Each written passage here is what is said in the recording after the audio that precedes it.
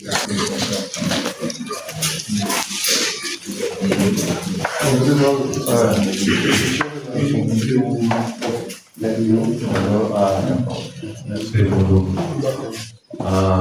c'est un projet, dans le projet aussi il y a le volet social, il y a le volet environnemental et il y a le volet sécuritaire.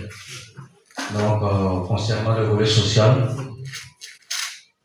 dans nos exigences au niveau de la banque, nous devons faire une campagne de sensibilisation. Une campagne de sensibilisation sur 3 thèmes, à savoir le VIH-Sida, la sécurité routière et les risques liés à l'électricité. Donc, c'est dans ce contexte-là, nous sommes là ce soir. Comme je vous avais déjà envoyé le courrier et puis prévenu d'avance, nous serons là pour la sensibilisation. Sensibiliser nos parents sur cette thème-là.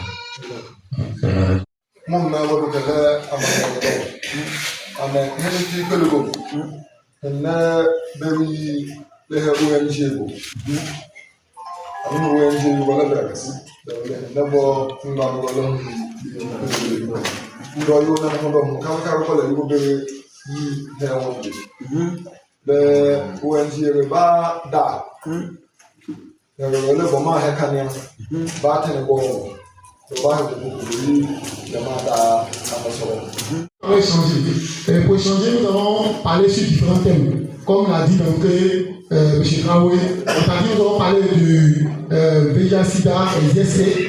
Je suis sûr que vous connaissez, tout le monde a entendu parler de VIH-Sida, IST. Ensuite, nous allons parler aussi de tout ce qui est VPG. Quand on parle de VPG, c'est vraiment parler sur les gens, les harcèlements sexuels, les violences physiques, les viols, tout ça. Et après, nous allons aussi parler de tout ce qui est sécurité routière. Ici, il nous arrive de conduire des motos à chaque fois, faire accident, tout ça. Et puis enfin, nous allons parler de notre environnement et aussi de l'efficacité énergétique. On a courant dans nos maisons. Comment on va faire pour ne pas qu'on paye tout cher? C'est des trucs comme ça, on va parler doucement, doucement. C'est bon? Tout le monde comprend ce que j'ai dit? Ok. Déjà pour commencer, est-ce qu'on va parler du thème VIH-Sida? Est-ce que quelqu'un peut me dire ce qu'il sait de VIH-Sida? Ok, par le sang.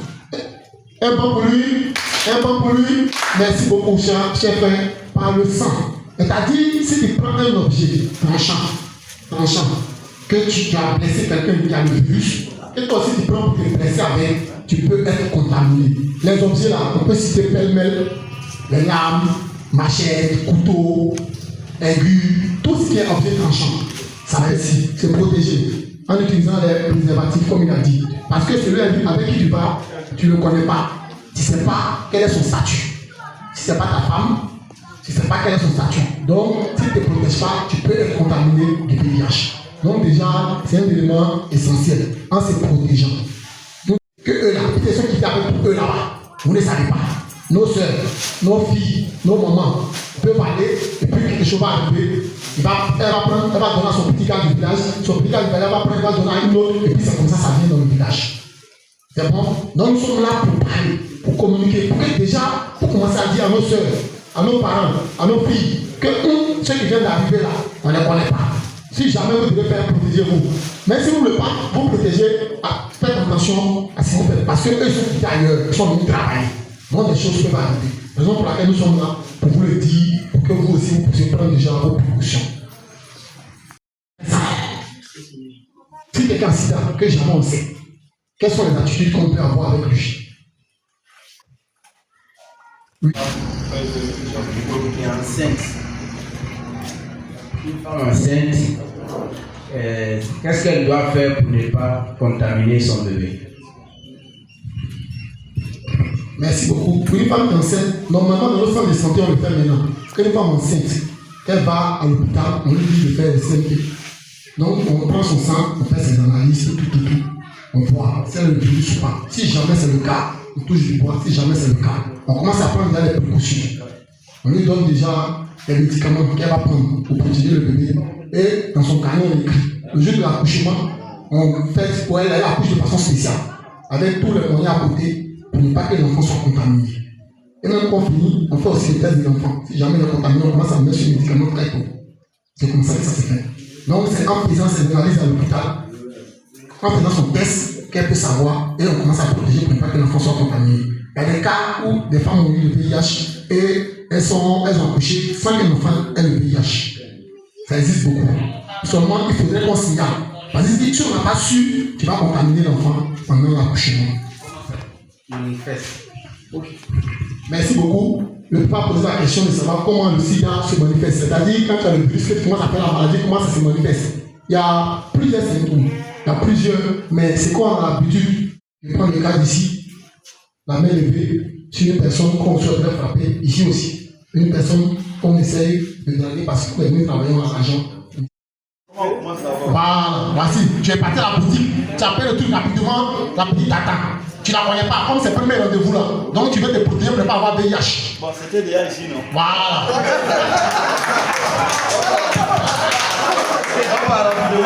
Ok. On fait déjà un dedans comme ça. Voilà. Les deux là, ça. Ok. C'est là où tu as fait sortir ton truc. Maintenant, comment tu fais pour déchirer? Et c'est aussi important. Et regardez bien, le préservatif, on ne déchire pas n'importe comment. Tu vas nous dire vers où on déchire. Il faut dire d'abord avant de déchirer. C'est vers où on déchire. On ne déchire pas comme ça. Voilà. Pas comme ça, c'est comment on dit la partie, on appelle ça comment? La partie où il y a les dents de cire. Déchirer. Où il y a les dents de cire. Et quand tu vois, puis c'est comme ça, dents de cire. C'est d'abord qu'on déchire. Merci beaucoup. Donc vas-y. On dit déchire. Attention au micro. On dit déchire, tu fais comment? Ok. Il a déchiré, il a montré.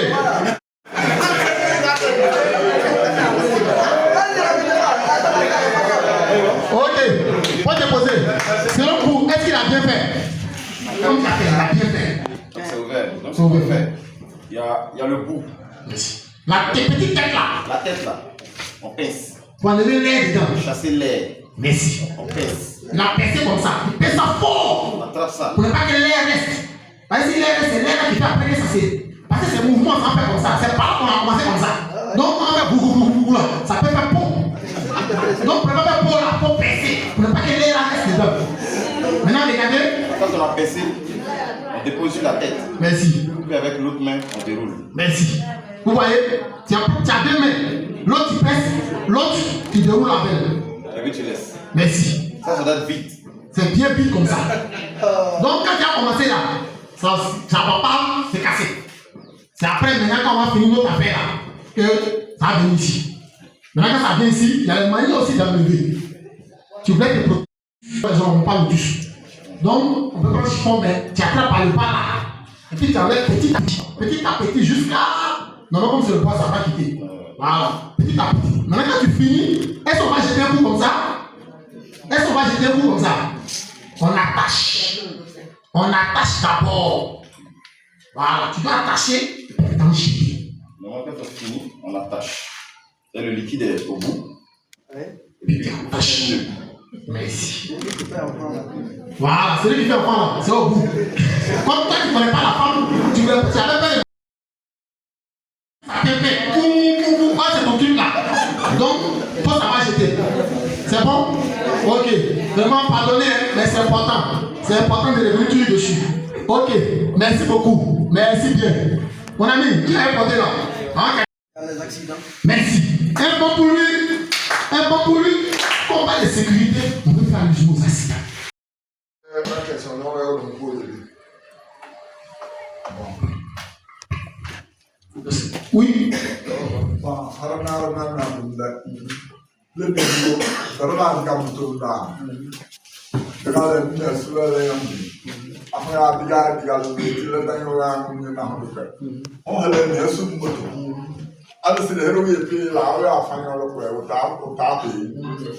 Ode hare imbo mabere bara haya be pi akalanya musila sukunto yang ha hawa diga la pi le aha hawa te la ko yon pale le bo mabere bara haya be pi akalanya mo le ka bo be to diga la.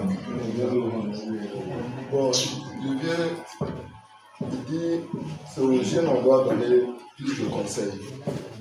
Parce qu'on ne peut pas plus acheter une moto Mais en voulant quelqu'un d'autre le courage, pourquoi tu veux comme ça? C'est ma moto. Mais si ça envoie un accident, que tu es mort, que tu as tué quelqu'un, ça ne dépendra pas de toi seul. Donc on doit donner un conseil aux jeunes pour que le niveau de la vie de confiance. Merci beaucoup, papa. Combien qui recharge compteur 4? Tout le monde.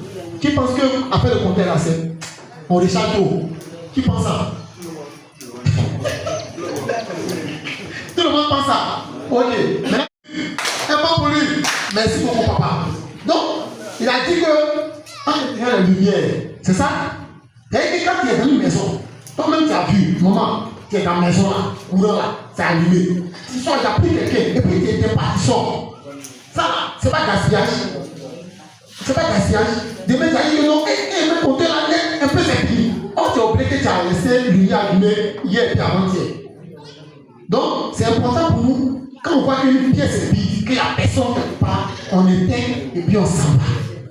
Doucement. Tu vois que ce que tu as mis là, ça va durer. Il y a quelle autre encore technique pour ne pas qu'on paye courant cher? Qu'est-ce qu'on peut faire encore?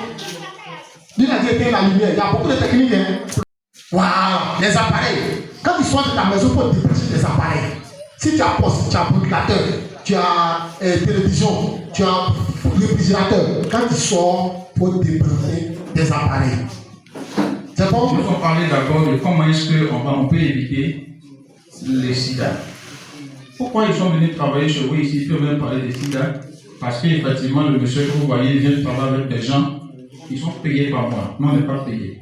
Donc, ils peuvent avoir une paix d'argent et puis essayer de chercher nos enfants, même nos femmes. Donc, on est en train de vous dire qu'ils sont des passages. Donc, vous n'avez pas le droit même d'avoir des relations avec eux.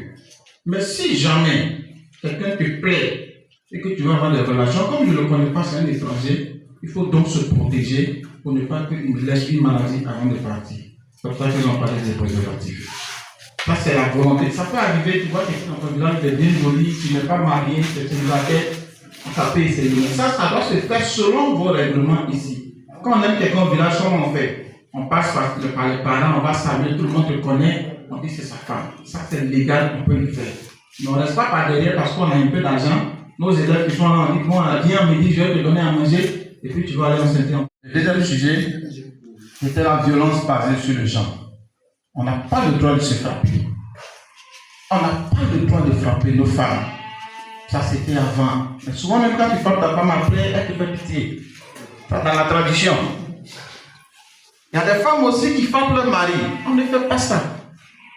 On ne peut pas frapper son homme. Même si ton homme il est petit, si tu as beaucoup de force, tu n'as pas le droit de frapper ton mari. Le mari n'a pas le droit de frapper sa femme.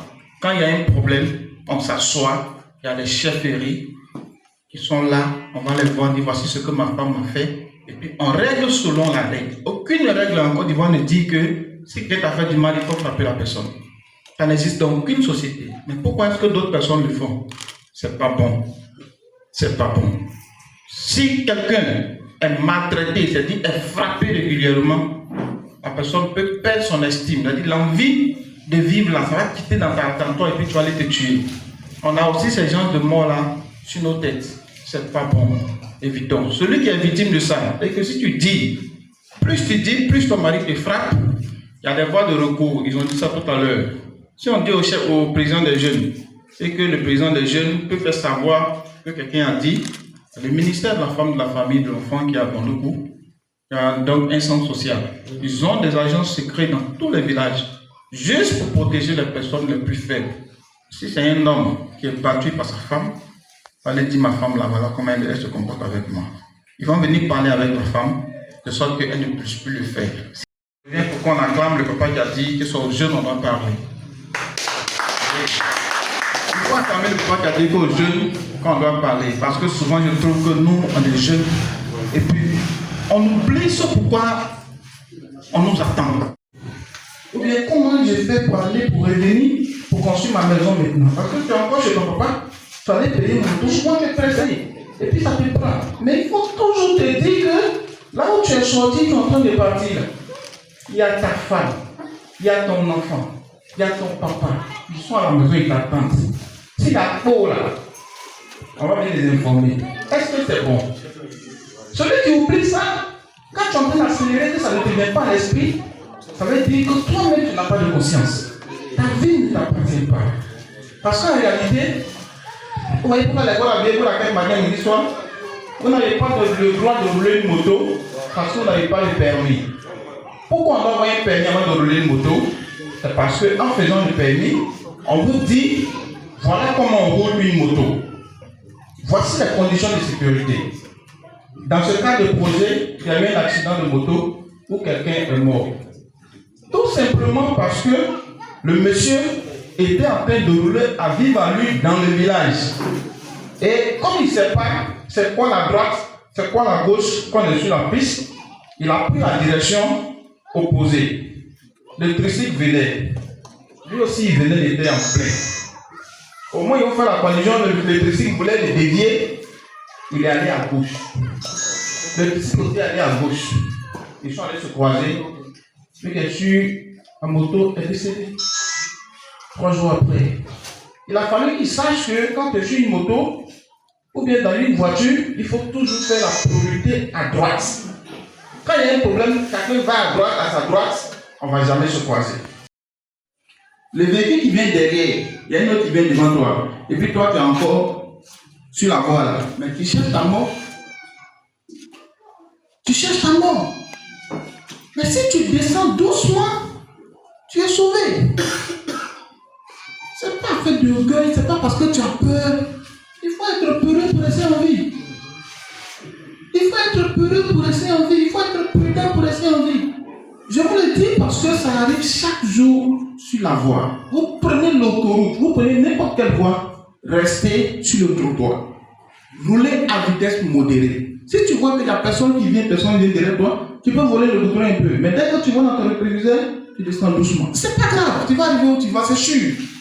Mais si tu te permets de rester, de avoir la culture pour dire, on a le droit aussi de rouler sur le goudron. Le gros camion, son vent sur nous va te jeter. Ton droit, il est où? C'est bon. Alors, ce qu'on va faire dans ce village-là, si vous avez remarqué, parce qu'il y a toujours quelqu'un dans les villages qui roule toujours fort, on lui dit qu'ils n'écoutent pas. Ils sont partout. Juste qu'il y a ceux qui sont ici. Paysans les jeunes, il faut construire les délégations. Si vous sentez que quelqu'un fait la vitesse, que tout le monde lui parle, les y venir. Chaque jour, dites-lui, arrêtez de faire ce que tu fais. Pour arrêter de faire ce que tu fais. Pour arrêter. Chaque jour, répétez-lui ça, de sorte que tout le monde sache que lui là, il va mourir de moto. Le jour où il meurt, on enterre sans funérailles. Faites ça. Si on n'a pas fait quelque chose, ça ne va pas changer. Et puis même, souvent il ne meurt pas. Hein. Ils mettent quelqu'un derrière. C'est lui qui est derrière qui meurt. Lui qui fait la vitesse, il ne meurt pas. Ok, donc sur ce point, je voudrais vraiment que vous reteniez, sensibiliser les femmes, nos jeunes soeurs qui ont des maris qui roulent. Aujourd'hui, généralement, c'est les vieux. Quand un doyen prend sa femme derrière une moto, quand tu les vois, tu sens que celui qui n'a pas porté de casque, même le plus petit accident, il peut mourir simplement. Et avec les casques, peut-être la main va se casser, on va souder, mais peut-être là, on ne peut pas souder. Ça, c'est retenir. Tout ce que vous voyez comme réseau électrique ici en haut, la haute tension, moyenne tension, basse tension, c'est des lignes dangereuses parce que ça tue. Tout tue. Le courant, vous voyez, moyenne tension, si tu allais couper, c'est sur tension, tu allais couper ça la machette. Si ça a touché les câbles, ça va t'électrocuter, ça peut te tuer. Donc, tout ce que vous voyez comme fil électrique, appelez ça danger. Évitons de les manipuler. Ils ont dit quelque chose, le branchement à la sur les compteurs. Faites-le avec des professionnels. On peut trouver ça inutile. Ils sont venus nous dire quoi, même ceux-là. On est venu pour vous dire de préserver vos vies par rapport au projet de développement. Et ce, dans tous les sens. C'est très important. Je voudrais m'arrêter là. Merci beaucoup. Ok, vraiment, merci beaucoup. C'est pour aller quelque part, vous allez venir avec un autre projet. Tous ceux qui sont là, moi c'est le contact et puis c'est tout ce que vous avez projet. Merci beaucoup. Merci beaucoup.